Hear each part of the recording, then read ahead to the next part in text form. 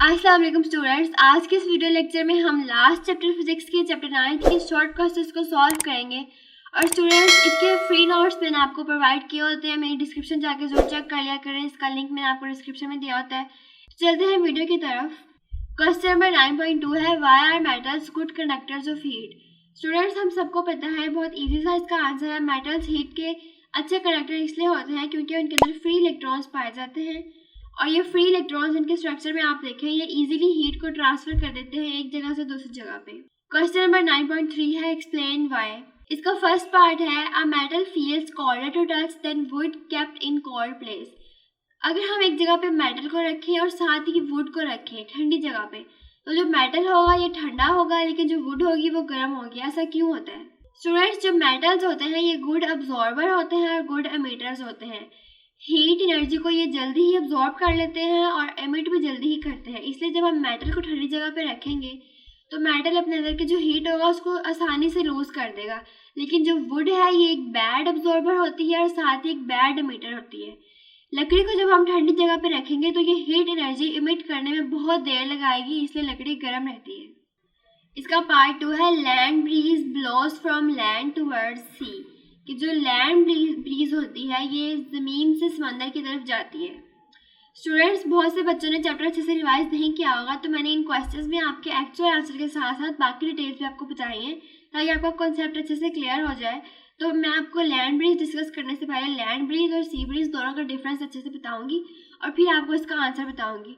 और बहुत सारे बच्चे कहते हैं कि मैं बहुत डिटेल लेक्चर बनाती हूँ, उनके लिए मैं ये बता दूँ कि बहुत सारे स्टूडेंट्स जिनको अच्छे से समझ नहीं आई होती है, जिनका चैप्टर अच्छे से रिवाइज नहीं हुआ होता, मैं उनकी आसानी के लिए बनाती हूँ ताकि आपके अच्छे से पहले कॉन्सेप्ट क्लियर हो, उसके बाद आपको एक्चुअल आंसर बताऊँ। तो स्टूडेंट्स, लैंड ब्रीज पढ़ने से पहले हम लोग सी ब्रीज के बारे में पढ़ेंगे। दिन के टाइम में समंदर से ज़मीन की तरफ हवा चलती है, इसको हम लोग सी ब्रीज कहते हैं। और इसका क्या प्रोसेस है? स्टूडेंट्स, दिन के टाइम में जब सूरज मौजूद होता है तो सूरज की जो रेडिएशन है वो ज़मीन पे भी आ रही हैं और वो समंदर में भी आ रही हैं। और जो सूरज है ये ज़मीन को जल्दी गर्म कर देता है समंदर की निस्बत। उससे क्या होगा, जो ज़मीन के ऊपर हवा यहाँ पे जो प्रेजेंट होगी ये हवा गर्म होगी और ये ऊपर की तरफ मूव करेगी।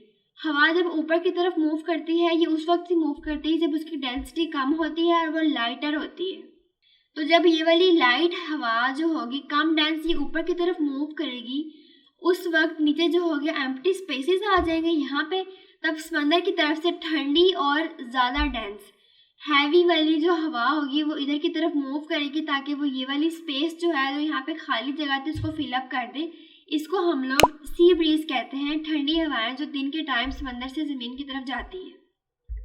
अब नेक्स्ट है, रात के टाइम लैंड ब्रीज चलती हैं। रात के वक्त ज़मीन से समंदर की तरफ हवाएं चलती हैं, इनको हम लैंड ब्रीज कहते हैं। और ये बिल्कुल उसके ऑपोजिट कॉन्सेप्ट है। रात के वक्त जब सूरज नहीं होता उस वक्त ज़मीन जल्दी ठंडी हो जाती है और जो समंदर है वो जल्दी ठंडा नहीं होता क्योंकि समंदर को अपनी हीट लॉस करने में बहुत ज़्यादा टाइम लगता है। तो समंदर के जो ऊपर की जो हवा होगी वो गर्म हवा होगी एज़ कम्पेयर टू लैंड। तो गर्म हवा ऊपर की तरफ मूव करेगी और बिल्कुल ऑपोजिट जैसे हमने सी ब्रीज में पढ़ा था। अब यहाँ पे जो यहाँ की ठंडी हवा होगी इधर मूव करेगी और ये वाली एम्प्टी स्पेसेस को फिलअप कर देगी, तो इसको हम लोग लैंड ब्रीज कहते हैं। तो लैंड ब्रीज के बारे में हमने पढ़ना है। At night land cools faster than the sea. रात के वक्त में ज़मीन जल्दी ठंडी हो जाती है समंदर की निस्बत, इसीलिए जो हवा होती है समंदर के ऊपर वो गर्म होगी। गर्म हवा क्योंकि उसकी डेंसिटी कम है वो ऊपर की तरफ जाएगी, राइजेज अप, और जो ठंडी हवा ज़मीन से होगी वो समंदर की तरफ चलना शुरू हो जाएगी। इसको हम लोग लैंड ब्रीज कहते हैं। नेक्स्ट है, double walled glass vessel is used in thermos flask.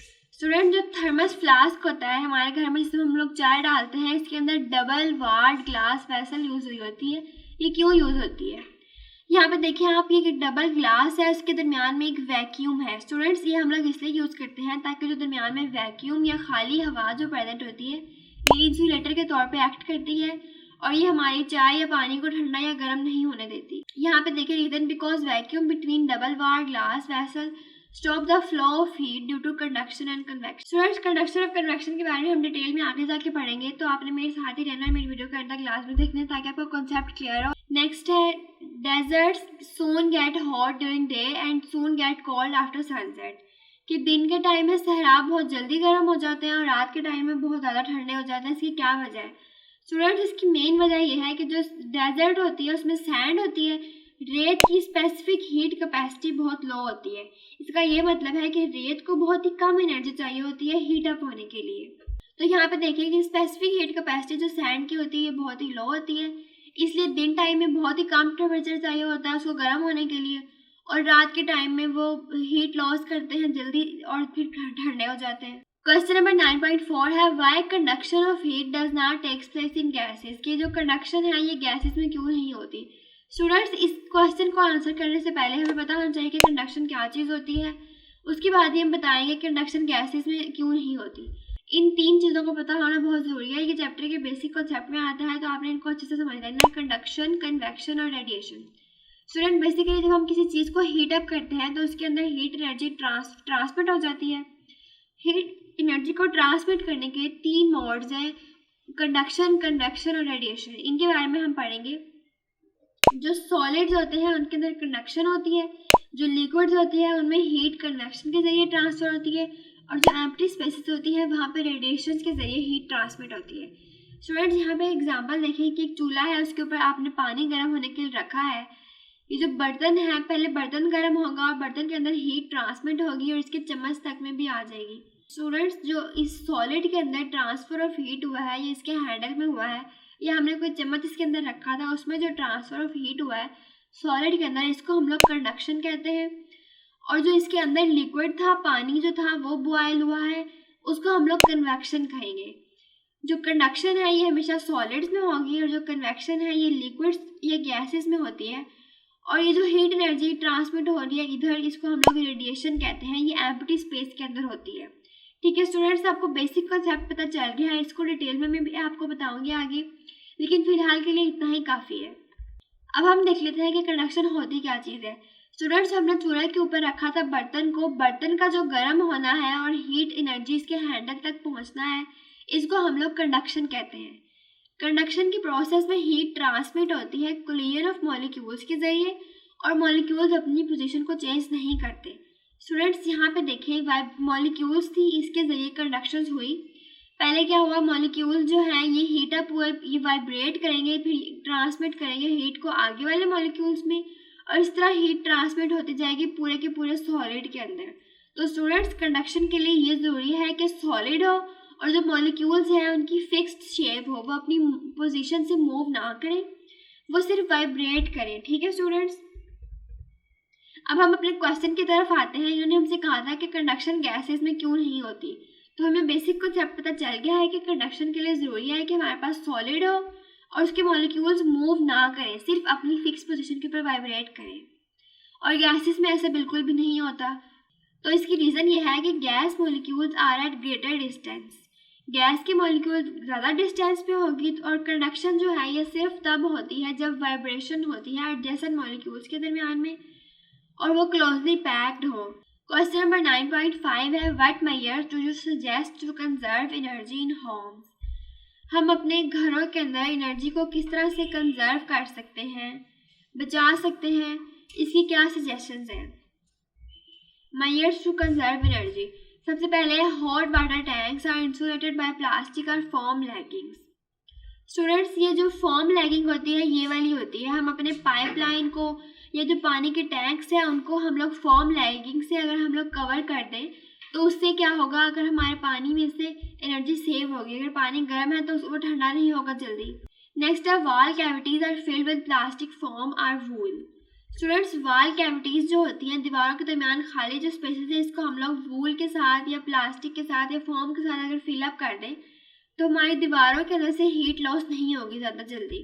Next है ceiling of rooms are covered by insulating material. कमरों की जब हम सीलिंग कराते हैं उसके अंदर इंसुलेटिंग मटेरियल्स यूज़ होते हैं जो कि हीट लॉस नहीं करता। अक्सर आपने देखा होगा कि हम कमरों की सीलिंग कराते हैं, जो AC वाले हमारे रूम्स होते हैं, तो वो ज़्यादा देर तक ठंडे रह पाते हैं क्योंकि उनके अंदर इंसुलेटिंग मटेरियल यूज़ हुआ होता है जो हीट को लॉस होने से प्रिवेंट करता है या कोल्ड को लॉस होने से प्रिवेंट करता है। नेक्स्ट है double glazed window panes are use. Students, जो हमारे घर में विंडो पेन्स यूज हुए होते हैं डबल ग्लास होते हैं, इनके अंदर 2 ग्लास यूज हुए होते हैं। देखिए इसका स्ट्रक्चर, एक यहाँ पे ग्लास है, एक यहाँ पे ग्लास है। इसके दरमियान में जो खाली स्पेसेस होती हैं ये इंसुलेटर के तौर पे एक्ट करती है। स्पेसेस में एयर होगी तो वो भी इंसुलेटर के तौर पे एक्ट करेगी। ठीक है स्टूडेंट्स, ये मेजर्स आपने लिख देने हैं जो कि हम लोग एनर्जी को कंजर्व करने के लिए अपने होम्स में यूज कर सकते हैं। क्वेश्चन नंबर 9.6 है, why does transfer of heat in fluids takes place by convection, कि फ्लूइड्स या लिक्विड्स के अंदर ट्रांसफर ऑफ हीट कन्वेक्शन के जरिए क्यों होती है। स्टूडेंट्स, कन्वेक्शन का बेसिक कॉन्सेप्ट मैं आपको पहले ही बता चुकी हूँ, डिटेल में हम इस क्वेश्चन में पढ़ते हैं। जैसा कि मैंने आपको पहले ही बता दिया है कि जो सॉलिड्स होते हैं उनमें ट्रांसफर ऑफ हीट कंडक्शन के जरिए होती है, लिक्विड्स में ट्रांसफर ऑफ हीट कन्वेक्शन के जरिए होती है, और जो एम्प्टी स्पेस होती है वहाँ पे रेडिएशन के जरिए होती है। तो इस क्वेश्चन में हम लोगों ने कन्वेक्शन का बताना है कि लिक्विड्स के अंदर कन्वेक्शन के जरिए हीट क्यों ट्रांसफर होती है। स्टूडेंट्स, हमने कंडक्शन में पढ़ा था कि कंडक्शन तब होती है जब जो मॉलिक्यूल्स होते हैं वो एक साथ साथ अटैच हुए हों और उनकी फिक्स शेप हो, जैसे कि सॉलिड्स में। लेकिन लिक्विड्स में मॉलिक्यूल साथ अटैच नहीं होते, उनकी पोजीशन फिक्स नहीं होती। स्टूडेंट्स, आपने नोटिस किया होगा कि घर में अगर हम चाय या पानी वगैरह बॉयल करते हैं तो वो ऊपर से नीचे की तरफ मूव कर रही होती है, घूम रहा होता है। इसमें बेसिकली होता क्या है, ये हमने एक पैन लिया है, इसके अंदर जो नीचे की तरफ वाटर मॉलिक्यूल्स होंगे वो पहले गर्म होते हैं, हीट यहाँ पे पहुंचेगी। वाटर मॉलिक्यूल्स जब नीचे की तरफ गर्म होंगे तो वो ऊपर की तरफ चले जाएंगे, और जो ऊपर की तरफ ठंडा पानी होगा वो नीचे मूव करेगा। ठीक है, इस तरह से मूवमेंट होती है वाटर मॉलिक्यूल्स के दरमियान। तो कन्वेक्शन की प्रोसेस के अंदर मॉलिक्यूल्स मूव करते हैं, जबकि कंडक्शन जो सॉलिड्स में होता है उसमें मॉलिक्यूल्स मूव नहीं करते।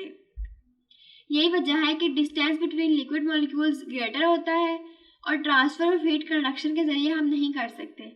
और आप इसमें ये वाला रीज़न भी लिख सकते हैं कि जो लिक्विड्स होते हैं उसमें कंडक्शन नहीं हो सकती क्योंकि उसके मॉलिक्यूल्स फिक्स पोजीशन पे नहीं होते। क्वेश्चन नंबर 9.7 है, what is mean by convection current. Students, convection के बारे में हम लोग पहले ही पढ़ चुके हैं कि लिक्विड्स या गैसेस के अंदर हीट ट्रांसफर होने का जो प्रोसेस है उसको हम लोग कन्वेक्शन कहते हैं। और दूसरी इंपॉर्टेंट बात पे याद रखने वाली ये है कि कन्वेक्शन के अंदर मॉलिक्यूल्स अपनी मूवमेंट खुद करते हैं। अब कन्वेक्शन करंट क्या चीज़ है, कन्वेक्शन को ही हम लेके आगे चलते हैं। पहले हम एग्जाम्पल से समझ लेते हैं कन्वेक्शन करंट किस तरह से प्रोड्यूस होता है। यहाँ पे देखिए एक घर की एग्जाम्पल है, हमने पानी बॉयल होने के लिए रखा है। जो नीचे के वाटर मॉलिक्यूल्स होंगे यहाँ पे जो प्रेजेंट होंगे, जब वो गर्म होंगे तो उनकी डेंसिटी कम हो जाएगी और वो ऊपर की तरफ मूव करेंगे और वो लाइट वेट हो जाएंगे। इसी तरह जो ऊपर की तरफ पानी के मॉलिक्यूल्स होंगे वो हैवी होने की वजह से नीचे की तरफ मूव करेंगे। इस तरह पानी के अंदर मूवमेंट होना शुरू हो जाती है on the basis of there difference in densities. इस कंटिन्यूस फ्लो ऑफ मॉलिक्यूल को हम लोग कन्वेक्शन करंट कहेंगे। यहाँ पे देख लें, in this process molecules move on the basis of density difference. ठीक है, जो लाइटर मॉलिक्यूल्स होंगे वो ऊपर की तरफ मूव करेंगे और जो हैवियर मॉलिक्यूल्स होंगे वो नीचे की तरफ मूव करेंगे, और इस तरह से मूवमेंट होती रहेगी। बिल्कुल जैसे हम लोग चाय को बॉयल करते हैं या पानी को बॉयल करते हैं तो आपने मूवमेंट देखी होगी मॉलिक्यूल्स की किस तरह ऊपर से नीचे की तरफ हो रही होती है, और इस कंटिन्यूअस मॉलिक्यूल्स की फ्लो को हम लोग कन्वेक्शन करंट कहते हैं। क्वेश्चन नंबर 9.8 है, suggest a simple activity to show convection of heat in gases not given in the book. Student, gases की किस तरह से कन्वेक्शन होती है इसको हम लोगों ने बताना है एक एक्टिविटी के जरिए, और ऐसी एक्टिविटी जो बुक में ना बताई हुई हो। स्टूडेंट, इसकी सिंपल सी एक्टिविटी है जो आपको अक्सर जगह पे दी हुई है। उसमें क्या होता है कि हम लोगों ने एक बॉक्स लेना है, एक शू बॉक्स ले लें, जूते वाला डब्बा, उसके अंदर आपने सुराख कर देनी है, यहाँ पे आपने होल बना देनी है, एक आपने यहाँ पे होल बना देनी है।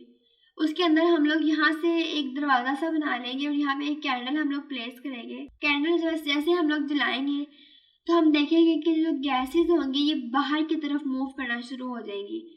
तो गैसेज हमें नज़र नहीं आ रही होंगी, इसलिए हम लोग क्या करते हैं कि अगरबत्ती लगाएंगे, उसको यहाँ पे करेंगे तो अगरबत्ती का जो धुआं है वो हमें नज़र आ रहा होगा। तो ये सिंपल सी एक्टिविटी होती है, अक्सर जगह पे आप लोग पढ़ेंगे, जिसमें हम लोग कह सकते हैं कि जो कन्वेक्शन है ये गैसेस के अंदर हो रही है। इसके अलावा मैंने आपको एक और भी एग्जांपल बताई हुई है, आप ये वाली भी राइट कर सकते हैं। गीज़र्स की, स्टूडेंट्स, गीज़र जो हमारे घर में यूज़ होते हैं इनमें कन्वेक्शन के ज़रिए से कन्वेक्शन का प्रोसेस यूज़ हो रहा है हीट ट्रांसमिट करने के लिए। बॉयलर के अंदर जो वाटर है ये हीट होता है और फिर वाटर ऊपर की तरफ चला जाता है। सिंपल सी बात है जैसे हमने पहले पढ़ा है कि जो नीचे वाला पानी होगा जब जैसे ही वो गर्म होगा तो वो ऊपर की तरफ मूव करेगा क्योंकि उसकी डेंसिटी कम हो जाएगी और वो लाइट हो जाएगा, और ऊपर से ठंडा पानी आता रहेगा नीचे की तरफ। ये सिंपल हमारे घरों में यूज हो रही है कन्वेक्शन का प्रोसेस हमारे गीजर्स के अंदर। क्वेश्चन नंबर 9.9 है, how does heat reaches us from the sun. सूरज से हीट हमारी तरफ किस तरह से पहुंचती है, ये रेडिएशन के प्रोसेस के जरिए पहुंचती है। रेडिएशन के प्रोसेस के बारे में हमने पहले ही पढ़ा है कि एम्प्टी स्पेसेस के अंदर जो हीट ट्रांसफर करने का मोड है इसको हम लोग रेडिएशन कहते हैं और इसमें वेव्स की फॉर्म में हीट ट्रांसफर होती है। क्वेश्चन नंबर 9.10 है how various surfaces can be compared by Leslie's cube. Leslie cube से हम लोग काफ़ी सारे सरफेस को किस तरह से कंपेयर कर सकते हैं।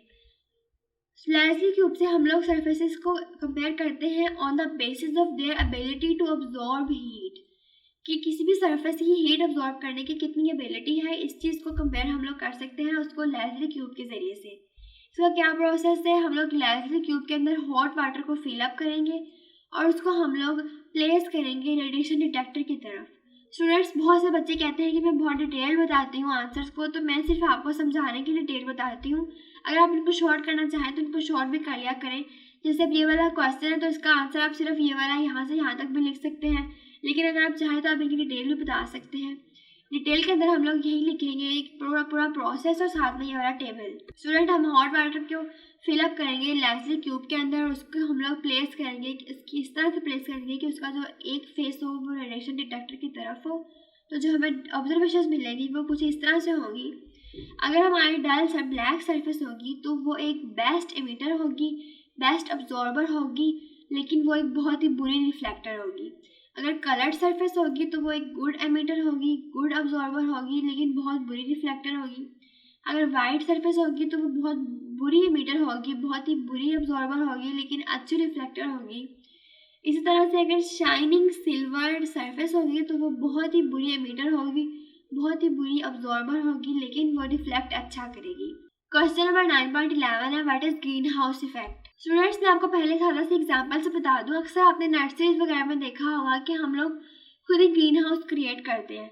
वो प्लांट्स जिनको ज़्यादा हीट की ज़रूरत होती है उनके लिए हम लोग एक रूम बनाते हैं, एक ग्लास शीट का रूम बना हुआ होता है, उसके अंदर वो वाले पौधे रखे जाते हैं जिनको ज़्यादा हीट की ज़रूरत होती है, या फिर सर्दियों के अंदर पौधे रखे जाते हैं। इसका काम क्या होता है, जब सूरज से रेडिएशन अंदर आती हैं पौधों में और कुछ रेडिएशन अब्जॉर्ब हो जाती हैं, लेकिन जब टकरा के जब वापस जाती हैं तो उन रेडिएशंस को ये ग्लास शीट ट्रैप कर लेती है। इसको ट्रैप करने से क्या होता है, ग्लास शीट के अंदर का जो टेम्परेचर होता है वो ज़्यादा हो जाता है और पौधों के लिए हमें हीट एनर्जी मिल जाती है। तो स्टूडेंट्स, इसी तरह से ग्रीन हाउस इफेक्ट हमारे यूनिवर्स में भी होता है। आप देखिए, हमारी जो अर्थ है जो कि थर्ड प्लैनेट है, इसके गिर्द एटमॉस्फेयर का एक कवर होता है जो ग्रीन हाउस के तौर पे एक्ट करता है। इसका हमें फ़ायदा ये होता है कि सूरज से आती हैं जो सी रेडिएशंस वो ज़मीन के अंदर कुछ अब्जॉर्ब होती हैं और कुछ रेडिएशंस वापस रिफ्लेक्ट बैक होती हैं। तो जो हमारी एटमॉस्फेयर है इनको रिफ्लेक्ट बैक नहीं करती, इनमें से काफ़ी ज़्यादा जो रेडिएशंस होती हैं उनको ट्रैप कर लेती है, जो कि हमें इनफ हीट प्रोवाइड करती है जो ह्यूमन बींग्स को चाहिए होती है। इसकी सिंपल सी डेफिनेशन यहाँ पे देखिए, the green house effect is a process that occur when gases in earth atmosphere trap the sun's heat. ठीक है, हमारी जो एटमॉस्फेयर की गैसेज हैं जब सूरज की हीट को ट्रैप कर लेती हैं, इसको हम लोग ग्रीन हाउस इफेक्ट कहते हैं। लेकिन स्टूडेंट्स, ह्यूमन एक्टिविटीज़ की वजह से और हमारी एटमॉस्फेयर में आने वाली जहरीली गैसेज की वजह से हमारी जो एटमॉस्फेयर है ये कुछ फ़ायदेमंद गैसेज को ट्रैप करने के साथ साथ ही कुछ डेंजरस गैसेस को भी ट्रैप करती है। उससे क्या होता जा रहा है, हमारी अर्थ का टेम्परेचर दिन ब दिन ज़्यादा होता जा रहा है और ग्लोबल वार्मिंग होती जा रही है, जो कि हमारे लिए नुकसानदेह है। क्वेश्चन नंबर 9.12 है explain the impact of green house effect in global warming. कि हमारी जो ग्लोबल वार्मिंग हो रही है, दिन ब दिन हमारे एटमॉस्फेयर का टेम्परेचर बहुत ज़्यादा हो रहा है, इसमें ग्रीन हाउस का क्या इफेक्ट है। स्टूडेंट्स, हमारी अर्थ की एटमॉस्फेयर है, इसके अंदर कार्बन डाइऑक्साइड और वाटर वेपर्स होते हैं। इसके अलावा और भी ग्रीन हाउस गैसेस होती हैं, जैसे कि मीथेन। ये जो है ये सन की एनर्जी को अब्जॉर्ब करते हैं और हमारी एटमॉस्फेयर को हीट अप करते हैं, लेकिन ये एक एक्सटेंड तक हीट अप करते हैं जितना कि हीट हमारे लिए फ़ायदेमंद होती है और ग्रीन हाउस इफेक्ट काज करते हैं। लेकिन ह्यूमन एक्टिविटीज़ की वजह से हमारी एटमॉस्फेयर के अंदर ऐसी जहरीली गैसेज आ गई हैं, कार्बन मोनोऑक्साइड या कार्बन डाइऑक्साइड की एक्सेस कंसनट्रेशन, जो कि हमारी अर्थ से फ़ायदेमंद गैसेस को तो ट्रैप करती ही है, लेकिन उसके साथ ही नुकसानदेह गैसेस को भी ट्रैप कर लेती है और ये फिनोमेना ग्लोबल वार्मिंग काज कर रहा है और इसके हमारी डेली लाइफ में बहुत ज़्यादा नुकसान। ग्लोबल वार्मिंग होने की वजह से हमारे ग्लेशियर जो पहाड़ों पर बर्फ़ जमी हुई जल्दी मेल्ट हो जाती है, जिसकी वजह से फ्लड्स आते हैं, हमारे वेदर पैटर्न्स चेंज होते जा रहे हैं। इसके अलावा गर्मियों का मौसम ज़्यादा रहता है और सर्दियों का मौसम कम रहता है। और इसके साथ ही हमारा लेक्चर ख़त्म हुआ। आपको अगर मेरी वीडियो पसंद आती है तो इसको ज़रूर मेरे चैनल को सब्सक्राइब कर दें स्टूडेंट्स। और बहुत जल्द मिलते हैं नई वीडियोज़ के साथ। उसके साथ ही मैं आने वाले दिनों में 10th और FSC के लेक्चर्स भी बनाने वाली हूँ, तो आपने मेरे साथ ही रहना है।